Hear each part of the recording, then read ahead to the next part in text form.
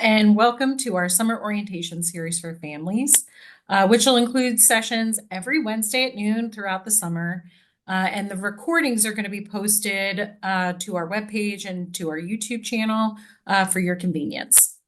So our summer series touches on a wide variety of topics, all of which we hope will help you to help your students thrive throughout their transition to Dickinson and throughout their experience. The Q&A option is available for this webinar, so please do not hesitate if you have any questions. We'll save some time at the end of the presentation to make sure those questions are answered. So my name is Kimberly Steiner. I'm the Associate Director of Campus Life, and I oversee all of orientation. Hopefully your students are already starting to connect with us through our weekly emails, the 3 things messages, and asking questions that they might have. They can do that through our orientation email, which is just orientation@dickinson.edu. We're happy to support you throughout this process. We know that a lot of questions can come up, so feel free to contact us if you need anything. So our presenter today is Laura McGivern. She is the director for the Center for Civic Learning and Action, and she is with us to talk about opportunities for learning and involvement, both in the local community and beyond, as well as opportunities to volunteer and have internships. So welcome to Laura. Hi, everybody. My name is Laura McGivern, as Kimberly said. I am the Director for Global and National Partnerships and Programs here at the Center for Civic Learning and Action. And we're very excited to support you and your students as you join the Dickinson and Carlisle communities. So today, we are going to introduce you to the Center for Civic Learning and Action. We'll talk a little bit about how being connected in the community beyond our walls here on campus can help students. We'll also hear a couple of reflections from recent grads. And then I'll also share some upcoming programs and opportunities for the fall here at the Center for Civic Learning and Action. Dickinson has been engaging with our local, regional, national, and international communities for a very long time. The Center for Civic Learning and Action, though, was founded in 2019 with support from the Andrew W. Mellon Foundation, which has helped us to centralize and strengthen our community engagement efforts. Our mission, as you can see, is to develop ethical civic leaders who collaborate in the pursuit of just and resilient communities. And we do this through our approach, which reflects our core values of respect, shared goals, learning, and restorative practice. We seek to develop and maintain mutual and equitable relationships with all of our stakeholders. We commit to the identification and pursuit of shared goals with our partners. We believe that civic engagement should be informed by the critical thinking, creativity, and communication skills associated with the liberal arts education. And we strive to recognize and confront current and historical inequities in our communities. So let's get into it. Why getting involved with the community is a good idea. How can being connected to the community help our students? Research says that civic and community engagement has a positive impact on GPA. It has a positive impact on motivation to succeed in and finish college. It improves attitudes towards learning and the institutions of higher education. This contributes to increased graduation rates. It also increased interest in political processes, post-grad civic leadership, and voter participation. One of the most important things, though, is that it contributes to belonging and a sense of home. We're so excited to welcome our new students to their new home here in Carlisle. One example of this is that working in the local community can help support the development of a new home and belonging. Some of our community interns have shared with me how their host organizations have been great support systems for them. For example, we had a recent grad who was on the volleyball team, and the entire staff of her host organization that she interned at would come to all of her volleyball games. She had a huge cheering section, and when her family came to visit, she brought them to the office, and her supervisors at her internship also came to cheer her on at graduation. A little bit more from some of our recent grads. These are quotes from some of our 2023 and 2024 graduates on the impact of their community engaged work. I think one of the best ways to understand how being involved in the community helps students is to hear directly from them. So Grace was an environmental studies and political science double major and is currently a law student. Grace wrote to us, through focusing on community science, I learned the value of making science an accessible thing that can be used by anybody to feel safe in their environment and know what's in their water. I think that this is so important as the water crisis gets worse in communities across the country. Now that I've worked for ALARM, which is the Alliance for Aquatic Resource Monitoring, that's a community science organization based here on campus, and also works throughout the Mid-Atlantic region. Now that I've worked for ALARM and taken several environmental studies courses, I am more interested in community work at a local level than working for the EPA or another federal agency because I want to help specific communities more. I want to continue this work as I pursue a law career and plan to dedicate my career to public service and community work and activism. This photo is of a student working at Carlisle's Community Computer Lab, which also hosted the tax clinic site. It's about a 5-minute walk from campus. And Reed, who was an international business and management major, wrote that the free tax preparation program that I was a part of really helped me connect my education and the community. I took Professor Middaw's class on federal income taxes, which helped me prepare for the tax clinic.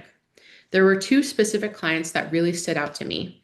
The first was someone who is currently staying in Safe Harbor, which is a homeless shelter, and being able to help her and help her get a refund was a substantial amount of money. The second client recently got out of prison after serving a 24-year sentence, and he has started a house to help other people who recently got out of the prison system. I really appreciated having an education that allowed me to meet and help both of these people, and that's something I will always be grateful for. And Sarah was a biochemistry and molecular biology student who is on the right there, who wrote about her experiences with service trips. This photo was taken in San Juan La Laguna, next to Lake Atitlan in Guatemala. Sarah is currently a graduate student in nutrition at Columbia University. And she wrote, "My time at Dickinson has equipped me with not just academic knowledge, but also a sense of purpose and a desire to make a difference. From my experiences, I have learned that anyone can be a catalyst for positive change and play an active role in building a more inclusive and sustainable future for our communities." So as you can see from our students themselves in their own words, being connected to our communities, whether it's here in Carlisle or abroad in Guatemala or elsewhere, is a great way to help students think about, to engage more deeply in their education and to think about what it means for them in their futures. And one more. Annie here was a political science major and is currently a high school English teacher. This photo is of students and community members who are participating in a re-entry simulation for folks simulating the experience of re-entering the community after being incarcerated.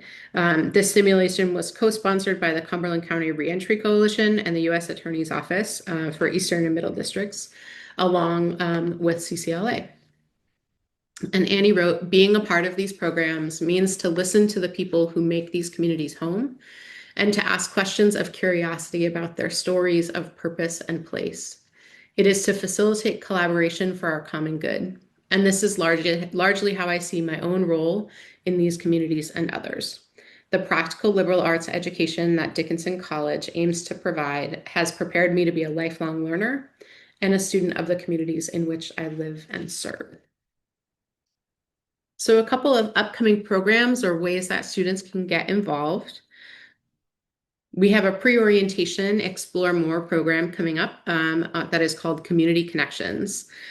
We will be working with a couple of different service projects, engaging in some arts activities, movie night, some great community building opportunities. We will also be participating with the Dialogues Across Differences program as well, which I'll share a little bit more about. We will be thinking about what it means to become a member of the community and help students make the most of their time, leadership, and energy during the time at Dickinson. We'll do some different community dialogues, learn about nonprofit-based internships, days of service, service trips, and doing some leadership training. It'll be a lot of fun. Registration for pre-orientation is currently open on the Dickinson orientation website, and the program will take place Sunday, August 24th through Tuesday, August 26th. All of our programs are supported by a student leadership team who are sophomores and above, including pre-orientation. And this year, we are working with Dialects Cross Differences, and students will get a chance to get to know Carlisle and its local history, as well as engage in some great service projects. We believe that engaging in the community, working in the community, is a great way to learn about our neighborhood and all its assets, like this biking program shown here called Life Cycle, local parks, nature preserves, as well as get to know our neighbors. We do our Days of Service program, which are frequent opportunities to engage with local organizations, usually for one-time service events, but many students end up continuing to be involved with organizations because they find something they like, which we love to support. The event schedule for these programs and the sign up for them is on the Engaged student organization system. We do a wide variety of projects, trying to offer about one per month. There's a variety of projects. Last year, some of them included farm work, gleaning produce for our local food shelf, housing and homelessness projects, conservation and trail work, and lots of other opportunities as well. We also have our service trips program, which are a bit of a longer commitment. These trips combine service opportunities with travel to a new community, cultural experiences and exchange, and learning about a social issue or issues. Commitment begins prior to the travel experience with pre-trip workshops, group activities, and fundraising. Student leaders work with a faculty or staff member learning partner to help lead the experience. And trips typically take place over college breaks, fall pause, spring break, May or January for health-focused trips, and costs vary with financial aid available. Trips are supported by donors, student fundraising, and student fees. The fees cover all expected expenses, including transportation, housing, meals, supplies, etc. One question that folks often have is about the fees and the costs for these trips. So some samples from this past year. I just got back from a 10-day trip this May to Dallas, Texas, which was focused on health equity. And that trip, including airfare within the United States, was $600, which was supported by a very generous donor. Spring break trips, which include working for Habitat for Humanity in South Carolina, as shown here. That is a driving trip that we do here from campus and was $350. Financial aid is available. It is not tied to other financial aid awards, and it reduces the cost quite a bit. We want these experiences to be accessible for all. We also have service learning courses and research. Service learning is community-based research, service, or consulting style projects that are built into courses. They help to advance the learning goals of a course. They address community-identified needs. There's a range of them offered each semester, and faculty across the curriculum, science, social science, humanities, and the arts will offer these courses.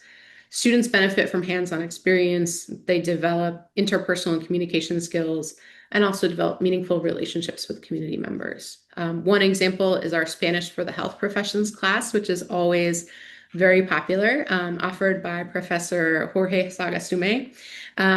They do health outreach with migrant farm workers and an organization called Keystone Health. They have done translation between patients and healthcare providers. They've done outreach projects, and then they also have distributed what they call healthy packages, which is sort of a first aid kit plus. We also have our Community Engagement Fellows program, which is a 2-year, 4-semester paid internship program. First year and international students are eligible for this program. Students work at local nonprofit organizations, including Big Brothers Big Sisters, the Carlisle area YWCA, Carlisle Arts Learning Center, the United Way of Carlisle and Cumberland County, and the Central Pennsylvania Conservancy, among others.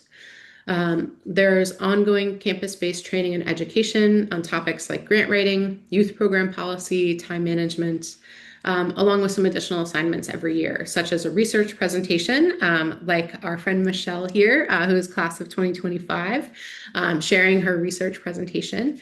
They do course reflections and also participate in the internship notation program so that their internship actually goes on their transcript. There's an application and interview process for this internship program. Applications are generally due in early September online, and that's followed by interviews with community organizations. Later this summer, you will see on our website which positions will be open and which organizations are looking for our next round of community engagement fellows.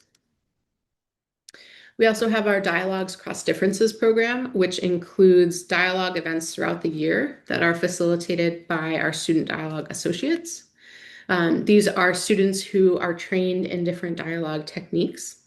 A couple of sample topics from this past year was the election across party lines. They actually facilitated some conversations between our college Republicans and our college Democrats. We've also worked on topics like building community across campus groups with special conversations for folks involved in fraternities and sororities, as well as students who are not affiliated with Greek letter organizations. We've also done conversations with college athletes and students who are not athletes. And last year we also did one of our dialogues was about the use of AI. And this fall, we will actually also be hosting a couple of large-scale sessions on redesigning democracy. Those will be open to everyone in the campus community, faculty, staff, and students, and we're pretty excited about that. The Dialogues Cross Differences program also has courses with faculty who have been trained in dialogue and will incorporate dialogue throughout the course. And typically we'll have a couple of sessions within the class that are a specific dialogue facilitated by our student dialogue associates. So that is very exciting as well. Additionally, we support students to volunteer on their own. So we'll help connect students with local volunteering opportunities, both one-time projects as well as ongoing commitments. And we will also pay for and assist students in obtaining their Pennsylvania volunteer clearances or background checks if they are working with vulnerable populations, such as mentoring with youth. Signing up for our student email newsletter, which goes out every other week during the academic year, is a great way to get connected with these and other opportunities. For larger programs and on-campus events, social media and Engage are great places to start. We also have global service opportunities as well, including community engagement projects at Dickinson's global study abroad sites. For example, in Toulouse, France, we have lots of projects associated with hunger and food insecurity, both volunteering on your own as well as course-related projects there. We have mosaics, which are thematically linked courses, typically 3 to 4 in a semester, which are combined with a short-term travel experience. And we also do international service trips every other year.